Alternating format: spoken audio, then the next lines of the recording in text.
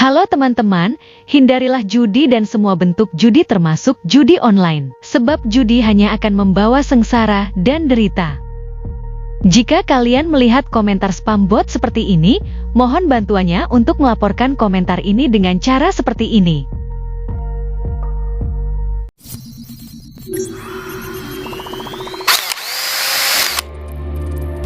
Assalamualaikum warahmatullahi wabarakatuh. Selamat datang kembali di Rio Hotspot Channel. Dewa United dipastikan lolos ke babak perempat final ACL 3 usai di laga terakhir membungkam perlawanan tim asal Myanmar Sun United. 1 dari 4 gol yang diciptakan oleh Dewa United dicetak oleh El Klemer Rafael Strike yang akhirnya pecah telur juga ya bersama Dewa United.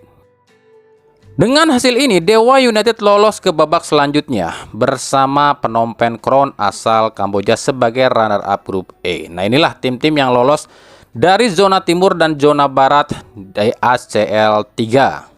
Jadi ingat, ACL 3 ini dibagi 2 zona ya, zona barat dan zona timur. Wakil dari zona barat yang udah pasti lolos ke perempat final adalah Al Sabab, ini asal Oman ya. Kuwait SC asal Kuwait dan Muras United asal Kyrgyzstan. Tersisa 1 slot lagi sebagai runner-up terbaik dari zona barat yang mungkin akan diperebutkan antara Al Ansor dan juga FC Atia yang sama-sama punya 6 poin. Bagaimana dengan zona timur? Di grup D, Spyriang asal Kamboja lolos sebagai juara grup D, diikuti oleh Manila Tiger asal Filipina. Sementara di grup E, Dewa United jadi juara grup, diikuti oleh Phnom Penh Crown asal Kamboja. Di perempat final, Dewa United akan berjumpa Manila Tiger asal Filipina, sementara Spyriang asal Kamboja akan bertemu dengan tim asal Kamboja lainnya, Phnom Penh Crown. Di babak perempat final ini sistemnya kandang tandang, yang menang otomatis lolos ke semifinal dan akan jumpa perwakilan dari zona barat gitu ya, aturan dari ACL 3. Jadi Dewa United di perempat final ini akan berlawan Manila Tiger dan kalau menang lolos ke semifinal dan bertemu wakil dari zona barat. Nah, kemenangan Dewa United di ACL 3 ini memang membuat peringkat liga kita naik lagi ya ke posisi 21. Tapi Liga Kamboja jauh lebih melesat ke posisi 18 usai 2 wakilnya lolos ke perempat final. Sekarang tergantung Persib Bandung hari Kamis nanti melawan Selangor FC. Mampukah Persib menang lagi lawan Selangor FC dan membuat ranking Liga Indonesia naik lagi? Ya, kita doakan saja wakil-wakil Indonesia di Asia. Sebab yang akan dapat keuntungan itu adalah wakil Indonesia di musim selanjutnya. Jadi istilahnya Persib dan Dewa United yang berjuang, yang nikmatin mah belum tentu Persib dan Dewa United lagi musim depan. Jadi kalau ada orang yang menghina atau menghujat Persib dan Dewa United, apa namanya? Orang goblok.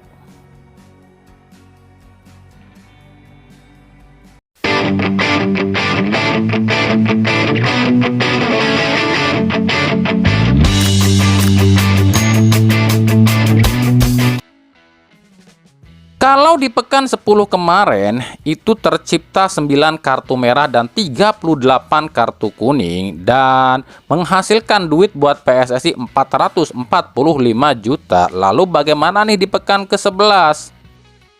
Pada saat berita ini kami buat hari Minggu pagi 2 November, ini baru menjalankan 4 pertandingan dan di 4 pertandingan tersebut saja sudah tercipta 3 kartu merah dan 20 kartu kuning. Sebenarnya sih harusnya 4 kartu merah sih yang tercipta, tapi ada satu kontroversi, yakni Sani Rizky dari Bayangkara FC saat menginjak pemain Persita, tapi cuma dikasih kartu kuning. Ya, buat kami mah udah biasa dan gak aneh lah kalau yang main tim Pak Pol, apalagi yang lakukan pelanggaran itu Pak Polnya sendiri. Ya wasit juga sama wasit VAR, jiper juga lah. Coba kalau ke yang lain, nggak ada ampun. Luciano aja nggak sengaja kena betisnya Kodai Tanaka, langsung kartu merah. Mirza Mustafik injak Baros kemarin, kartu merah juga. Lah ini injak kaki lawan cuma kartu kuning. Takut didor sama Pak Pol wasitnya. Nah, kalau kita total ya, dari 4 pertandingan saja yang sudah dilakoni di pekan 11 ini, dari kartu saja itu sudah menghasilkan duit 130 juta loh ya. Bisa-bisa di pekan 11 ini bisa lebih gede nih yang didapatkan PSSI dari pekan 10 kemarin. Ya, kita akan lihat nanti apakah di pekan ke-11 ini duit yang dihasilkan dari kartu akan tembus ke 500 juta enggak nih?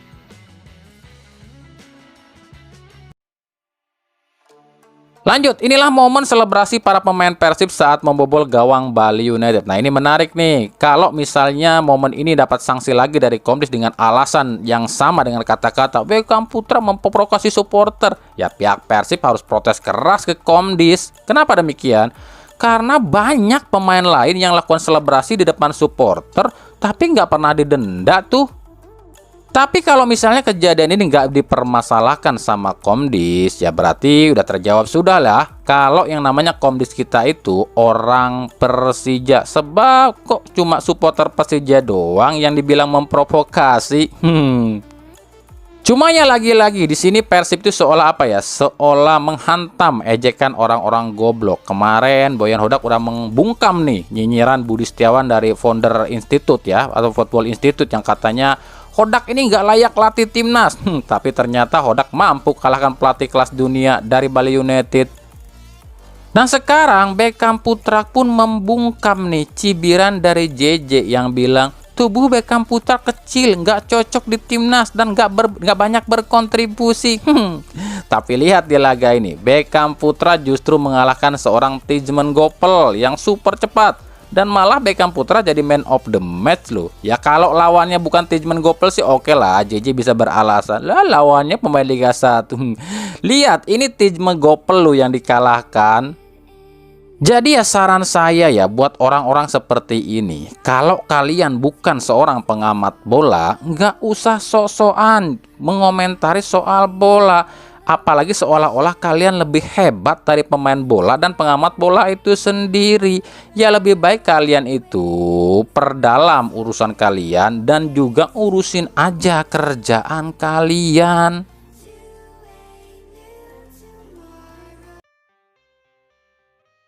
Dari Persebaya, hingga saat ini belum ada kejelasan nih soal laga Persik Kediri lawan Persebaya. Ini laga ini akan digelar dimanapun belum ada kejelasan ya. Usai pihak kepolisian Resort Kota Kediri ini menolak nih laga ini digelar di Stadion Brawijaya Kediri. Pihak Polres Kediri ini mengatakan Stadion Brawijaya ini nggak memenuhi standar keamanan jika menggelar laga derby yang sebesar ini. Pihak Polres Kediri ini menyerahkan masalah ini pada PT Liga. Ya terserah PT Liga katanya, mau ditunda atau dipindahkan itu urusan mereka. Nah sementara itu 4 stadion yang jadi alternatif laga ini pun kabarnya menolak untuk menggelar laga ini. 4 stadion itu adalah Joko Samudro di Gresik, Gelora Delta di Sidoarjo, Surajaya di Lamongan, dan Ratu Pameling di Pamekasan, Madura.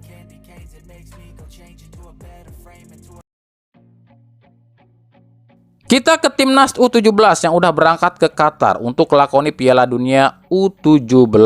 Timnas Indonesia U17 sendiri bergabung di grup H bersama tim kuat Brazil, Honduras, dan Zambia.